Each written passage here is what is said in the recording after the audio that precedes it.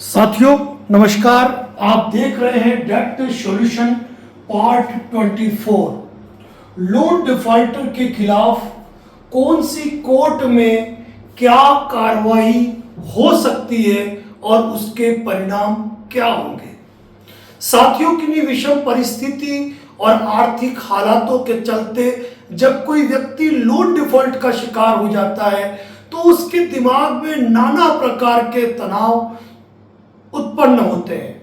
Loan चाहे secured हो, loan चाहे अनसिक्योर्ड हो, या लोन चाहे क्रेडिट कार्ड का क्यों ना हो, दर्द लाजमी है जब परिस्थितियां खराब हो। साथियों, कुल मिलाकर आपको यह ध्यान रखना है कि किन्हीं विषम परिस्थितियों और आर्थिक हालातों के चलते यदि कोई व्यक्ति लोन डिफॉल्ट करता है तो उसके खिलाफ केवल और केवल दो प्रकार की कार्रवाई की जा सकती है, जिसमें पहली कार्रवाई है सिविल कार्रवाई और दूसरी कार्रवाई है क्रिमिनल कार्रवाई। याद रखिए, भारत में लोन डिफॉल्टर के लिए specially for loan default matter में कोई अलग से कोर्ट नहीं बनी है कि किसी व्यक्ति ने सिक्योर्ड लोन डिफॉल्ट कर दिया या अनसिक्योर्ड लोन डिफॉल्ट कर दिया तो केवल और केवल पर्टिकुलर इसी कोर्ट में कार्रवाई होगी, ऐसा कोई प्रावधान नहीं है। इसीलिए लोन डिफॉल्ट चाहे सिक्योर्ड लोन हो चाहे अनसिक्योर्ड लोन हो, दो प्रकार की कार्रवाई होती है, एक है सिविल कोर्ट और दूसरी है क्रिमिनल कोर्ट। अब यहां पर सिविल कोर्ट के कुछ भाग एडमिनिस्ट्रेटिव कोर्ट के रूप में होते हैं, यह आपके लिए जानना जरूरी है कि वो जुडिशियल कोर्ट नहीं होती है। खैर, हम मुद्दे की बात कर रहे हैं कि दो प्रकार की कार्रवाई होती है।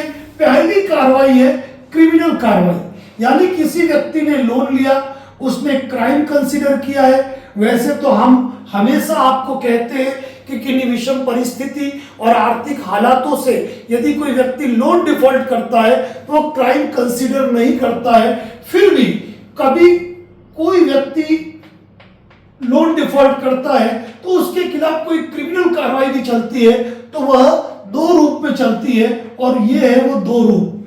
पहला रूप है पुलिस में एफआईआर दर्ज होना। जनरली मैं आपको बता दूं, लोन डिफॉल्ट करने के मैटर में, लोन डिफॉल्ट के मैटर में कोई पुलिस एफआईआर दर्ज नहीं होती है, लेकिन किसी व्यक्ति ने गलत डॉक्यूमेंट दिए, गलत जानकारी दी, फर्जी तरीके से लोन लिया और ये चीज साबित होती है तो इसमें पुलिस स्टेशन में एफआईआर दर्ज होती है। जनरली 420 और 406 आईपीसी में जो धाराएं थी वो 316 और 318 में कन्वर्ट हुई है और इनके साथ कुछ सह धाराएं लगती है।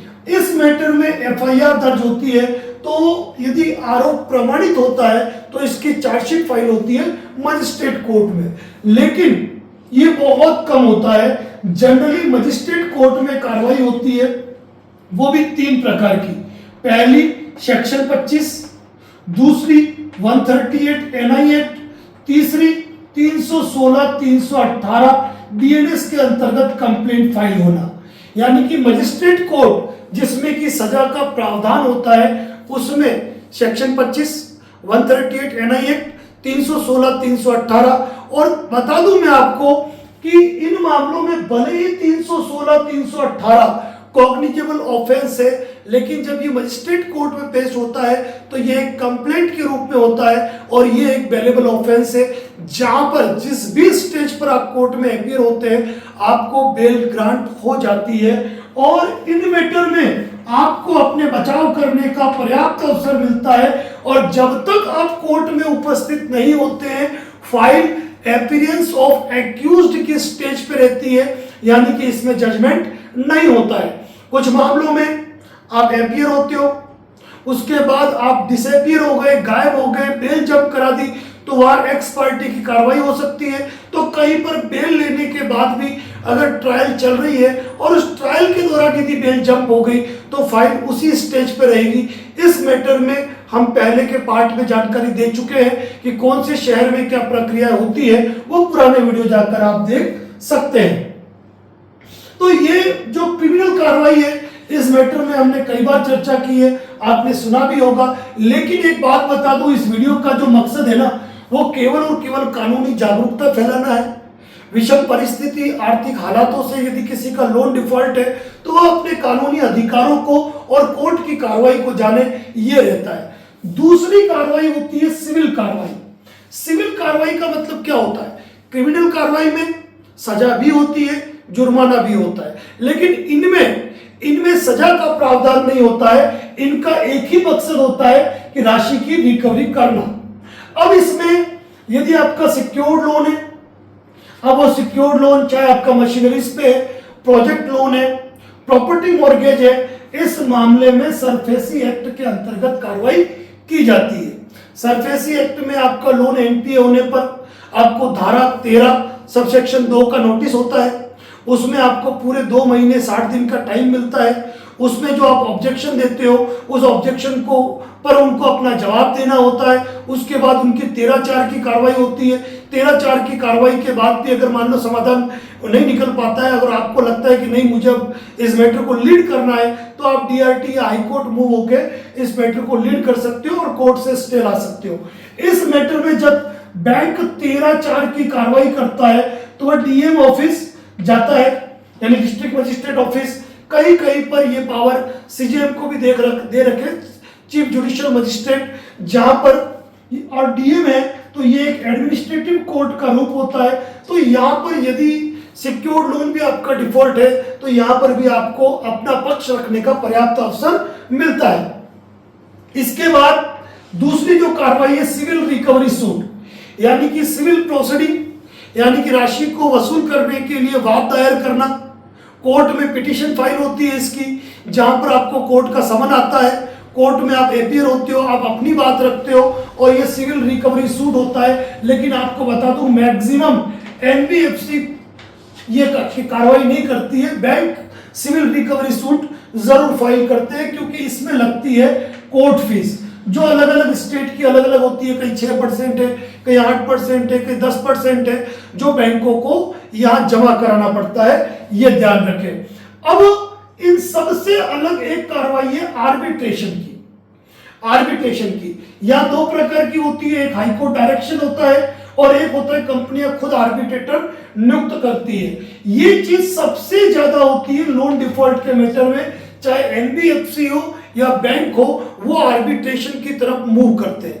इसके पीछे सबसे बड़ा कारण क्या है? कई कंपनियां एक्स पार्टी आर्बिट्रेशन प्रोसीडिंग करती है, एक आर्बिट्रेटर खुद चुन लेती है, नोटिस भेजती है। यहाँ क्या होता है कि चाहे सिविल कार्रवाई हो चाहे क्रिमिनल कार्रवाई हो, यहाँ पर आपको अपना बचाव करने का एक पर्याप्त अवसर मिलता है और यहाँ डॉक्यूमेंट के आधार पर क्रॉस भी होता है। यानी कि जो पावर ऑफ अटॉर्नी होल्डर आता है उससे क्रॉस एग्जामिनेशन में सवाल पूछे जाते हैं।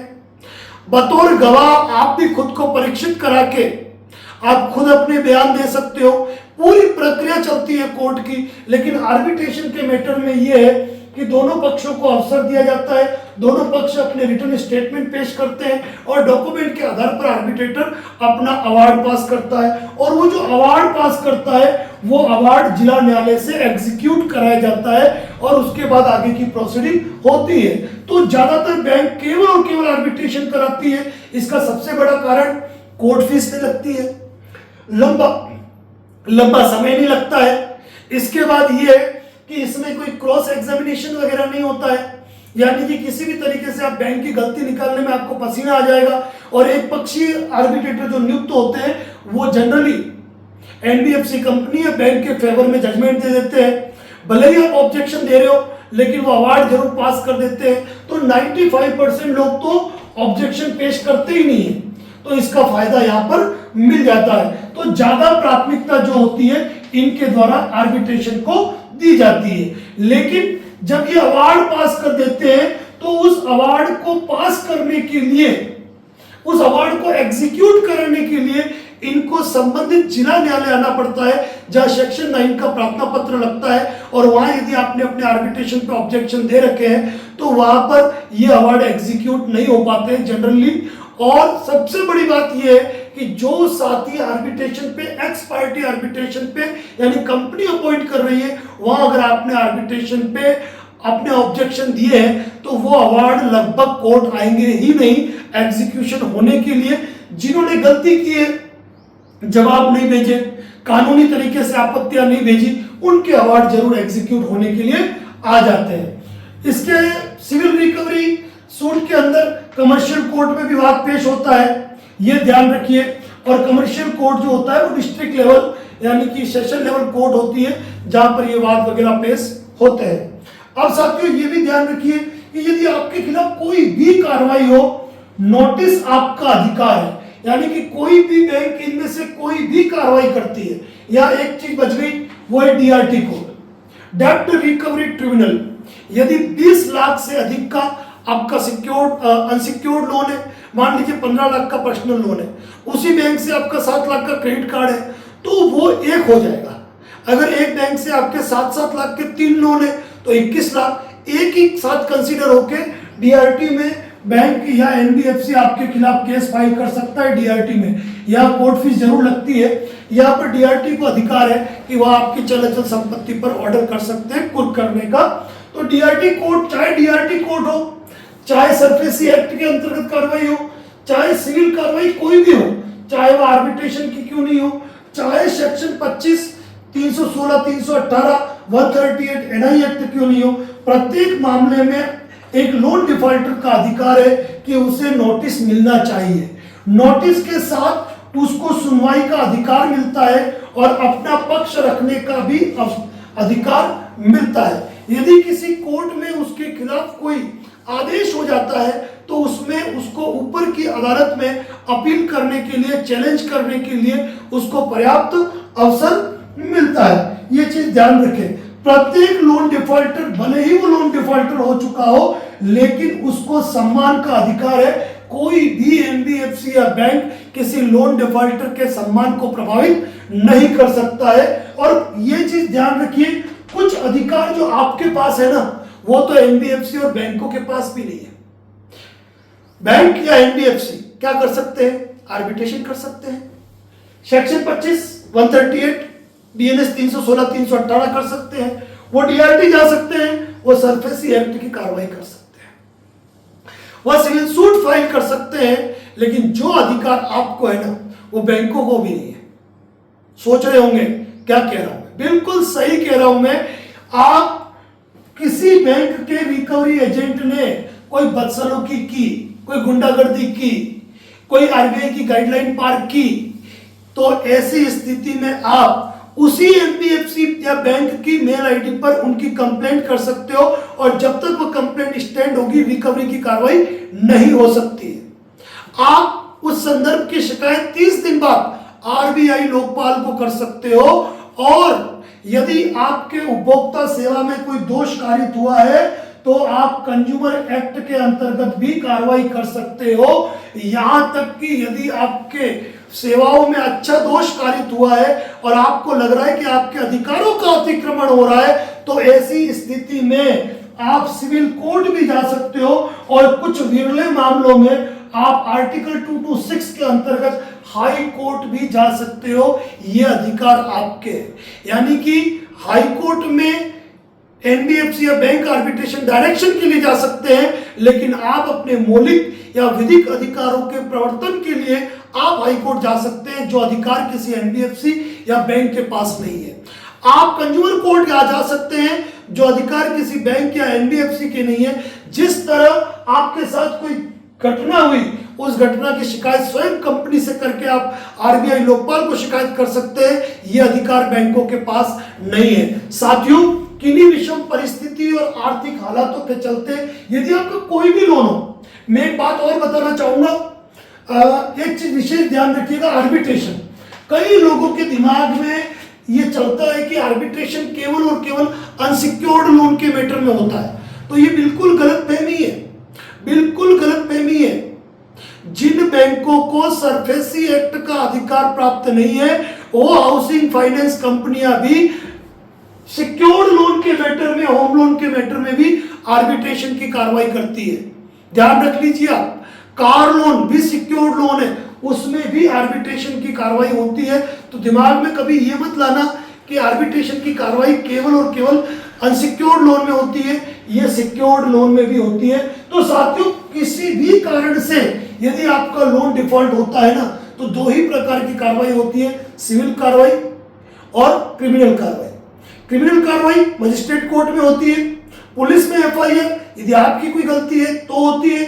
बाकी सिविल कार्रवाई के अंतर्गत सरफेसी एक्ट की कार्रवाई होती है, सिविल कोर्ट में वाद दायर हो सकता है, आर्बिट्रेशन की कार्रवाई होती है और डीआरटी प्रोसीडिंग होती है। लेकिन कुछ कार्रवाइयां जो गैर कानूनी है, गैर कानूनी कौन सी है कि जैसे आपने पहले वाले वीडियो में सुना, प्राइवेट पुलिस स्टेशन बन गए, कोर्ट में केस फाइल कर दिया, फिर भी वकील के नाम से फोन आ रहे हैं, फर्जी पुलिस के नाम से फोन आ रहे हैं, एडवोकेट साहब खड़े थे पैरवी में, आप पहुंचे नहीं, स्टाम्प पे बने हुए नोटिस आ रहे हैं, ऐसे नोटिस आ रहे हैं जिसमें भेजने वाले का नाम नहीं है, पाने वाले का नाम नहीं है, लोन अकाउंट नंबर नहीं है, कोई सेक्शंस नहीं है, ऐसी फर्जी कार्रवाइयां भी होती है। तो उस फर्जीवाड़े को तो आप लगभग जान चुके हो, मुझे कुछ ज्यादा बताने की आवश्यकता नहीं है। लेकिन किन्हीं विषम परिस्थिति और आर्थिक हालातों से यदि आप लोन डिफॉल्टर बन चुके हो, लोन पे नहीं कर पा रहे हो, तो ऐसी स्थिति में आपको प्रायर नोटिस भेजना चाहिए। मजिस्ट्रेट कोर्ट में सेक्शन 25, 316, 318, 138 जो भी कार्रवाई हो रही है, जो भी नोटिस आ रहे हैं, उन पे आप अपना ऑब्जेक्शन दे सकते हो। सिविल कार्रवाई के मैटर में आपको जो नोटिस आ रहा है उस पे आप ऑब्जेक्शन दे सकते हो। आर्बिट्रेशन के मैटर में कोई नोटिस आ रहा है, आप उसका जवाब दे सकते हो। सिविल रिकवरी सूट में कोई नोटिस आ रहा है, आप उसका जवाब दे सकते हो।